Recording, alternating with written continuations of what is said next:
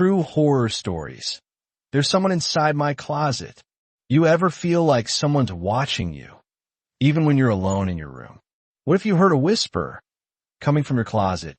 Not the creak of wood or the hum of pipes, but a real, breathy whisper. What would you do?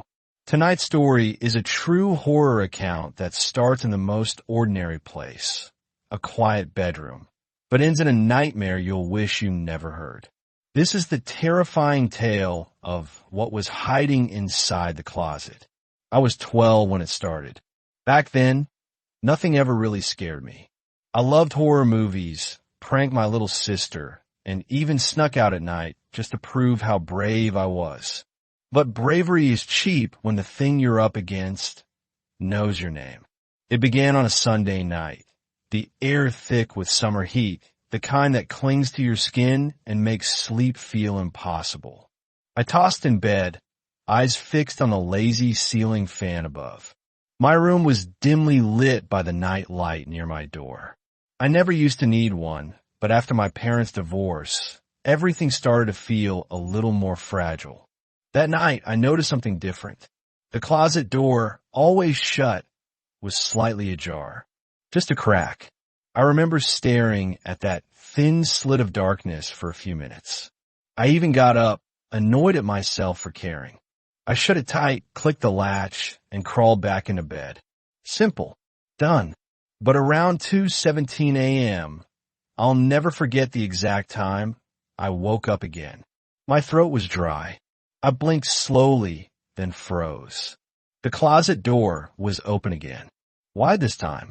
A creeping cold filled the room, unnatural and suffocating. My fan was still spinning, the night light still glowing. But that door, it was open, inviting like a mouth waiting to whisper. I sat up, heart pounding so hard I could hear it in my ears. I told myself it was the heat, or maybe the latch didn't catch. I slipped out of bed and crept toward it. The carpet felt damp beneath my feet. I stopped just a few feet away. "Hello," I whispered. Why did I say that? No answer. No movement. Just hanging shirts and a line of shoes. I took a step closer. My hand reached for the knob. That's when I heard it. A whisper. My name. From inside the closet. Danny. It wasn't loud. It wasn't aggressive. It was soft, delicate, almost like someone was leaning inches from my ear. I slammed the door shut and backed away, shaking. Every hair on my body was standing. My hands were ice. I didn't sleep the rest of that night. I just stared at the door until the sun came up. The next morning, I told my mom. She laughed it off, told me I had an overactive imagination. My sister, Maddie, teased me about being scared of the closet boogeyman. I knew what I heard. That day, I avoided my room entirely. I stayed in the living room, watched cartoons, and tried to forget. But when night came, dread built in my chest like a weight I couldn't shake. I begged to sleep on the couch. Mom said no, said I needed to grow up and face my fears. That night, I shoved a chair under the closet knob. I even taped the door shut with duct tape, just to be safe. Still, I couldn't sleep. My ears strained for sound. At 1:13 a.m., I heard it again. Not a whisper this time. Breathing. Shallow, raspy, just behind the door. I sat up, the night light casting long shadows against the wall. My taped-shut closet door looked untouched. But I could hear it. That slow, inhuman breathing. I turned on my lamp. The sound stopped, and that's when I saw it. The tape had been peeled back. From the inside, I screamed. My mom came rushing in, angry at first, until she saw the door. The peeled tape, the marks on the inside, thin, scratch-like lines across the wooden surface like fingernails. She made me sleep in her room that night, said we'd get it checked out, but we never did. 2 nights later, it got worse. I was back in my room. Everything had been inspected. Nothing was found. Probably a raccoon in the vents, the guy said. But closets don't have vents. Not mine, anyway. At 3 a.m., I woke to the sound of tapping. Not from the closet this time. From under my bed. It started slow, like a finger on wood. Then it sped up, tapping faster and faster, until it sounded like dozens of fingers drumming beneath me. I couldn't move. I was frozen, paralyzed by fear. Then silence. I thought it was over, until I heard the whisper again, this time from under the bed. Denny, come closer. I leapt out, bolted for the door, and didn't stop running until I was in the backyard. My mom found me out there, crying and shaking in the grass. I didn't even remember running. We left that house 2 weeks later. Moved across the city. Mom said it was for a fresh start. I believed that.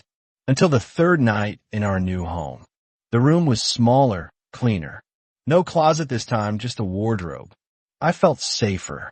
That night, I slept hard. Until 2:06 a.m. The wardrobe door creaked open, and from the darkness inside, I heard it again, the same whisper, more urgent now, more excited. Danny, I missed you. The moment I heard the voice whisper from the wardrobe, my heart dropped like a stone in water. Danny, I missed you. Those 4 words were enough to freeze my blood. Not because they were loud, they weren't. The voice was quiet, like breath being blown gently through teeth. But it wasn't the volume that scared me. It was the intimacy, the familiarity. It knew me. I didn't scream. I couldn't. I just stared at the open wardrobe, the shadows inside moving ever so slightly, as if something was adjusting its position, watching me back. I pulled the blanket over my head like I was 6 again and stayed that way until morning. Not because I thought the blanket would save me, but because I didn't want to see it again. When sunlight finally bled through the window, I checked the wardrobe. Empty, but the feeling remained. That thick, pressing sensation in my chest. The knowledge that I was no longer alone. Not really. Whatever was in the old house, it had followed me. I didn't tell my mom. Not this time. She already thought I needed therapy. Telling her the voice from our old closet had moved into my new room, she'd lose it. Instead, I started sleeping with the light on. My door cracked open. The wardrobe duct-taped shut, just like before. But it didn't stop. Night after night, I'd wake to faint whispers. They weren't always clear. Sometimes just my name. Sometimes things like, "Come closer. I'm cold. Let me in."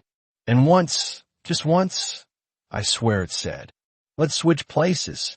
After that one, I didn't sleep for 2 days straight.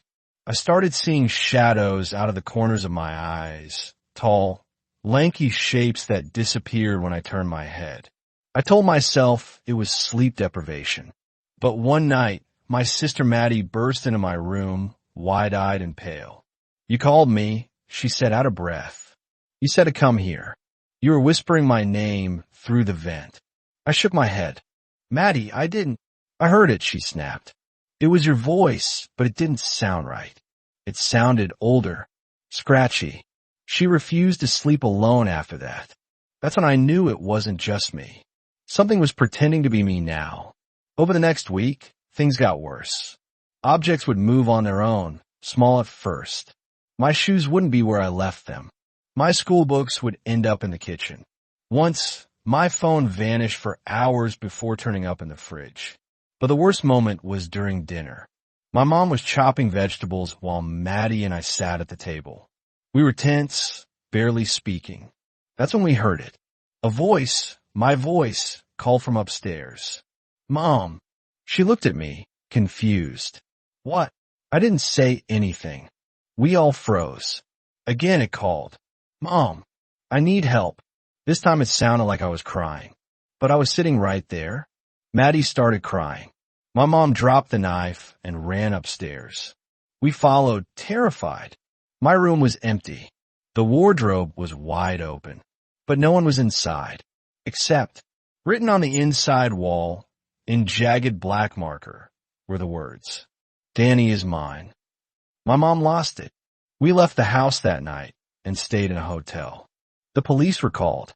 They searched the house, found nothing. No signs of break-in. No footprints. Nothing on the security cameras either, which showed static every night between 2 and 3 a.m. They called a prank. We moved again, this time out of state. Farther away. My mom got a new job. We found a quiet neighborhood. A nicer house. No wardrobe, no weird closets. Just a plain, boring bedroom. For a while, things were okay. Until Maddie stopped talking. She became withdrawn, pale, like a ghost of herself. She barely ate. When I tried to talk to her, she'd only say one thing. He whispers to me now. I beg my mom to get help. She scheduled a therapist. But 2 days before the appointment, Maddie disappeared. We searched the entire house. All day, all night. Around 3 a.m., I heard giggling. Her giggling. It was coming from the attic. I didn't want to go up there. Every instinct screamed at me to run. But it was my sister. I had to. I pulled the ladder down and climbed slowly, flashlight trembling in my hand. The attic was pitch black. Dust swirled in the beam of light. Boxes, cobwebs, forgotten furniture. And in the far corner, Maddie. Kneeling, facing the wall, whispering something. I moved closer. Maddie. She didn't move. I knelt beside her, heart hammering. Her lips moved fast, too fast, like she was reciting something. Maddie, what are you doing? She finally turned. Her eyes, they weren't right. Her pupils were huge, swallowing almost all the color. She smiled, a slow, unnatural smile. He lives here too, she whispered. He followed me into the dark. But he said, you're next. Then she screamed, a high-pitched, inhuman sound that made my ears ring. I dropped the flashlight. Everything went black. When I opened my eyes, I was in the hospital. They said Maddie had been found unconscious in the attic. She hadn't spoken since. The doctors claimed it was a psychological breakdown, some dissociative episode. But I know better. She saw him, the thing in the closet, and now it had her. We moved again. My mom never asked questions. She just ran, sold a house at a loss, put Maddie in a special care facility. I hated myself for leaving her there, but she wouldn't speak, wouldn't eat, just stared at the wall. And then, a few weeks later, I got a letter. No stamp, no address, just my name on the envelope in thick, red ink. Inside, written in jagged handwriting. There's still room in the closet. That night, I opened my own closet just to be sure, and etched into the back panel, carved deep into the wood, were 2 words. Almost ready. I couldn't sleep after the letter. I burned it, of course, watched the red ink bubble, and turn black in the flame. But deep down, I knew it wouldn't matter. You can't burn something that's already inside you. That's what it felt like. Like the whisper from the closet wasn't just following me anymore. It was nesting in my mind. The words from the closet echoed over and over. Almost ready. Ready for what? That question haunted me as much as the thing itself. After the letter, the whispering stopped, but it wasn't a relief. It was worse. The silence was expectant, like whatever was behind the closet door was simply waiting for me to catch up, like it had already made its move. Then Maddie's doctor called. He said she was drawing pictures again, the first signs of activity since the attic incident. When I visited, he handed me a stack of pages, all of them drawn in black crayon. No color, no light, just dark, slanted figures, all with long arms, sharp fingers, and hollow faces.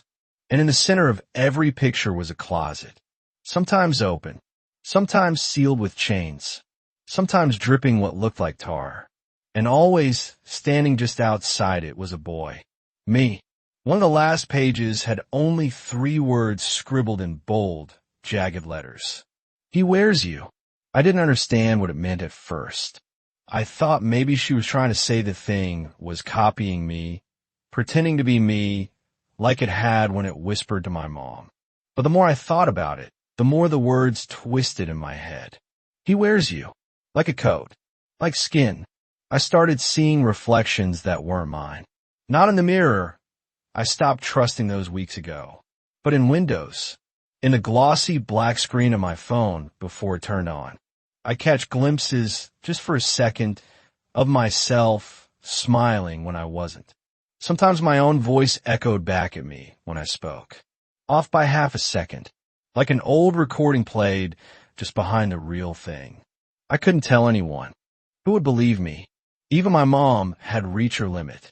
She was already juggling bills, appointments, and the fear that Maddie might never come back. The last thing she needed was her son claiming something from his closet was trying to be him. So, I did what no one in a horror story should do. I went back to the old house. Not to live. Just to see. Just to understand. It had been abandoned since we fled. Windows boarded up. Front yard overgrown. But I still had the old key on my chain. I waited until midnight, parked down the block, and snuck in through the back. The smell hit me first, mold, rot, and something metallic like rusted nails soaked in water. My flashlight flickered, but it held steady enough to guide me upstairs. Everything was exactly as we left it. Dust-covered furniture. An old cereal bowl still on the table. My bedroom door was closed. I hesitated. My hand trembled as I reached for the knob. When I opened the door, the flashlight flickered again, worse this time. The beam sputtered like it was choking on the air. And then I saw it. The closet. The same one that started all of this. Except now, the door wasn't open. It was gone. Not just open gone. The wall where it had once been was now a gaping black void, as if the house had grown a mouth and forgotten how to close it. I stepped closer. The carpet ended abruptly at the edge of the hole. Inside was no light. No shelves. No jackets. Just space. A yawning emptiness that seemed to pulse with something wet and warm. That's when I heard the whisper again, not in my ear this time, but in my head. Danny, it fits now. Something moved inside the dark. Not walking. Crawling. I couldn't see it, but I could feel its fingers on the floorboards, dragging itself forward. I ran. Fell down the stairs, scraping my hands on broken tile. I didn't look back. I didn't breathe until I was in my car, door locked, engine roaring. But as I turned the corner, I saw something that made my heart stop. Me, standing at the second floor window of my old bedroom. Just staring, expressionless, watching. Back home, I tried to convince myself it was a hallucination. The stress, the trauma, all of it just finally snapping in my head. But the next morning, my mom found me asleep on the kitchen floor. She said I was whispering something over and over. Let me out. Let me out. Let me out. I don't remember that. I started locking my bedroom door at night. Then, when that didn't feel safe enough, I began barricading it with furniture. But no matter how many precautions I took, I'd always wake up in bed, sometimes fully clothed, sometimes not. Once, I woke up with dirt under my fingernails and the faint scent of burned wood on my clothes. I began recording myself while I slept. Set up a camera in the corner, facing the bed. The first few nights, nothing. Then on night 4, I saw it. Around 2:14 a.m., I sat up in bed. My movements were stiff, jerky, like a puppet being yanked by invisible strings. I turned to the camera, slowly, mechanically, and smiled. But it wasn't my smile. It stretched too wide, teeth too many, eyes too dark. Then I said something I'll never forget. Almost ready. Then I stood, walked over to the closet, opened it, and stepped inside. The screen went black. When I woke up the next morning, the camera was gone. Completely vanished. In its place on my desk was a single Polaroid photo. A picture of me, curled up inside the closet, asleep, with someone else standing over me. But the second figure, it didn't have a face, just a wide, skinless grin. After that night, with the Polaroid, I stopped trying to make sense of things. Something had taken hold of me, of my reality. It was no longer about fear. It was about survival. I began noticing gaps in time, full hours missing from my day. I'd look at the clock, blink, and suddenly it was 3 hours later. Sometimes I'd find things in my pockets I didn't remember owning. A rusted nail, an old tooth, a black ribbon tied in a knot I couldn't undo. One morning, I woke up with a bruise shaped like a handprint on my chest. It was backwards, as if I'd been grabbed from inside. That day, I called Maddie's doctor, begged to see her. When I arrived, the nurse said she hadn't spoken in days, that she was regressing. They didn't let her have visitors anymore, but I insisted.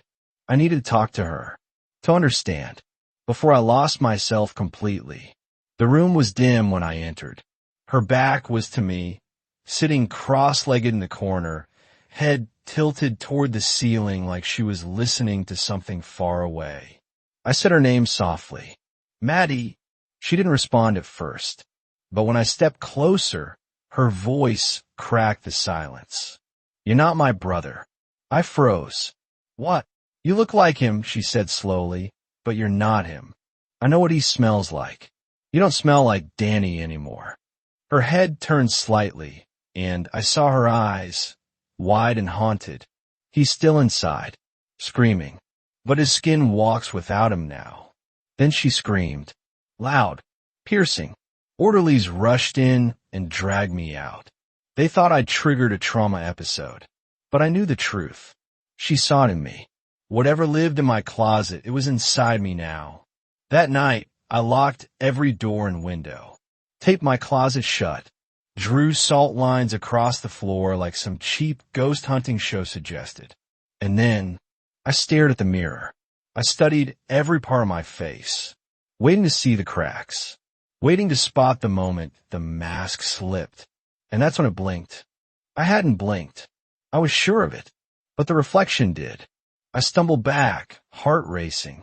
My reflection didn't mimic me. It just stood there smiling, like it was waiting for something. Then in the glass, its mouth moved. No sound, just lips forming 2 words. Switch soon. That's when I knew. I didn't have much time left. I ran to the attic, the one place I hadn't dared return since Maddie's scream. I was desperate now. I needed answers. Needed to know what the hell had been living inside our family all these years. The attic was cold, much colder than the rest of the house. Dust danced in the air like ash. Every creak of the wood beneath my feet felt like a warning. In a far corner, behind a pile of boxes, I found something. A small wooden door. I'd never noticed it before. It looked old, older than the house itself. No knob, just a keyhole. Next to it, on the floor, was a small leather-bound book, covered in dust, bound with string. Inside, scrawled in jagged handwriting, were pages and pages of journal entries, all written by someone named Caleb Marsh, dated back to 1912. The entries were wild, deranged, full of drawings, descriptions of a thin man in the shadows, a creature that mirrored children, copied their voices, waited in their closets until the shape fit. One entry caught my eye. The last one. I burned the body, but it still wears me when I sleep. I no longer know where I end and it begins. It doesn't want to kill. It wants to live as us. It takes our thoughts, our skin, our names. It keeps the rest locked in the dark. Below that was a single sentence, written in smeared ink. Do not open the door in the attic. I dropped the journal and backed away. Whatever was behind that door, it was older than me. Older than this house. It had happened before. It was happening again, and it wanted me to finish the process. I didn't sleep that night. Instead, I dug through the family storage bin in the garage, looking for anything that could tell me where this thing had started. That's when I found an old box labeled Danny, age 4.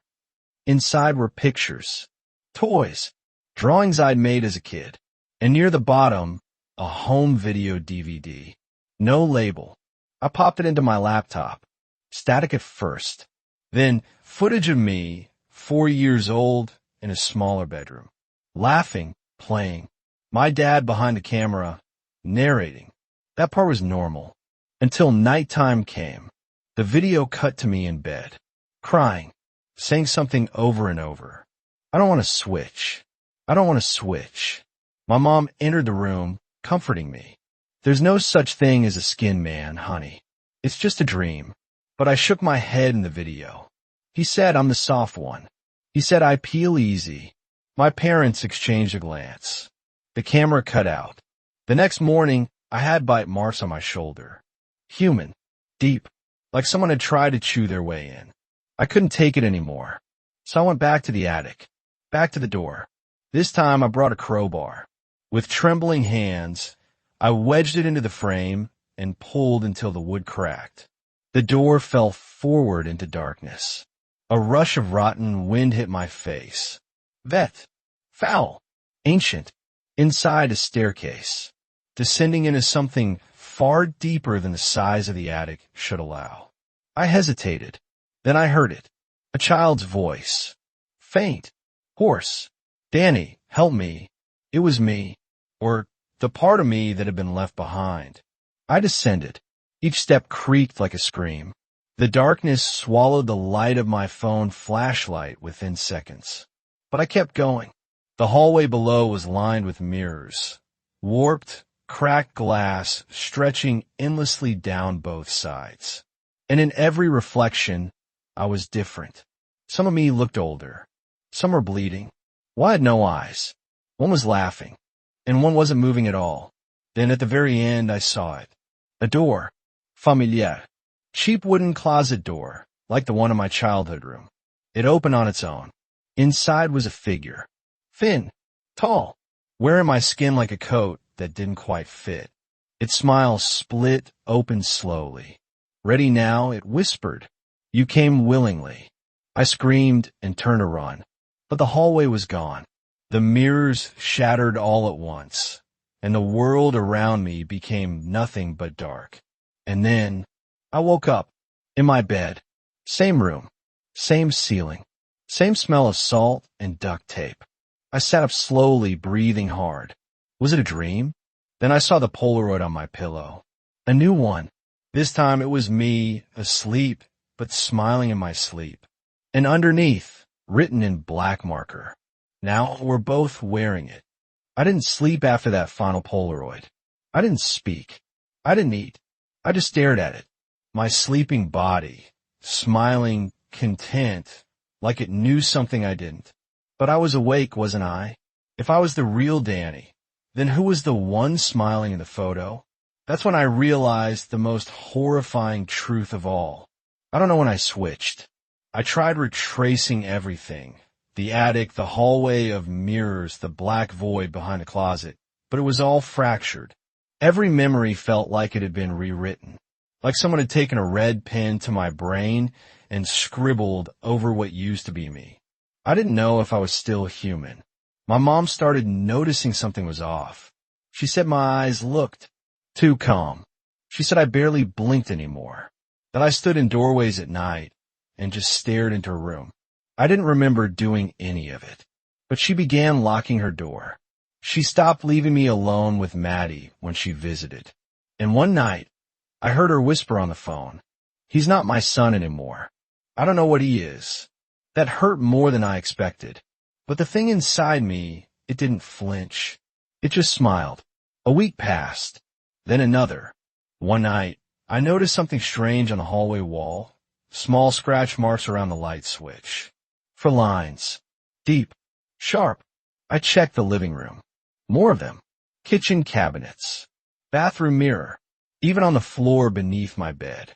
It was like something was marking territory. Then I saw the hallway camera. A motion-activated baby cam my mom had hidden on the top shelf near the stairs. I pulled up the footage on her phone. It showed me, or something wearing me, walking from room to room at exactly 3:03 a.m. every single night. Always pausing outside my mother's door. Standing completely still for 4 full minutes. But the worst part? On the final night of footage, as I stood in front of her door, Another me stepped out from the closet down the hall, and both of us turned to the camera at the same time. Identical smiles. That night, I confronted the closet. I ripped the duct tape off, tore down the salt lines, opened the door wide. Nothing inside. No whisper. No shadow. Just darkness. I stepped in. I wanted it to end. I wanted to know what I'd become, whether there was still anything of Danny left. As I stood inside, the door slammed shut behind me, and I fell. Not like gravity, like the world had turned inside out, like the space around me folded, and I was slipping through the crease. When I hit the ground, it wasn't floor beneath me. It was glass. I looked up and saw myself, but not my reflection. It was me, sitting on my bed, staring at the empty closet, calm, composed. The real world was above me now. I was stuck beneath it, watching it through a one-way mirror. Then he turned, looked directly at me, smiled, and whispered something I could somehow hear through the glass. You were well. Time stopped making sense after that. I don't know how long I've been here. Hours? Days? Months? Sometimes I see my mom walk by, alive, unaware. Sometimes Maddie stares directly at the closet, like she feels me trapped inside. But she never says anything, because to them, I'm still out there. The thing wearing me, it mimics better now. It knows my voice, my laugh, my fears. It lives my life, and no one knows. You're probably wondering why I'm telling you this. Because last night, I heard a noise from beyond the mirror. A scraping, a tap. Then the me in my room turned to face the closet, and smiled, and whispered, "It's your turn now." And he stepped forward and disappeared. And someone new stepped into the room. A girl, maybe 12, pale, confused. She stared at the closet and said, "Mom, there's something in the mirror. Now I'm not alone in here anymore. Now there's two of us, and we both wonder how many more will come." If you hear whispers in your closet at night, if you see your reflection blink when you didn't, if you ever wake up with memories that aren't yours, you may not be alone anymore. You may not be you. Closets don't just hold old clothes and forgotten toys. Some hold doors, and some doors should never be opened, because once it fits inside your skin, it never takes it off.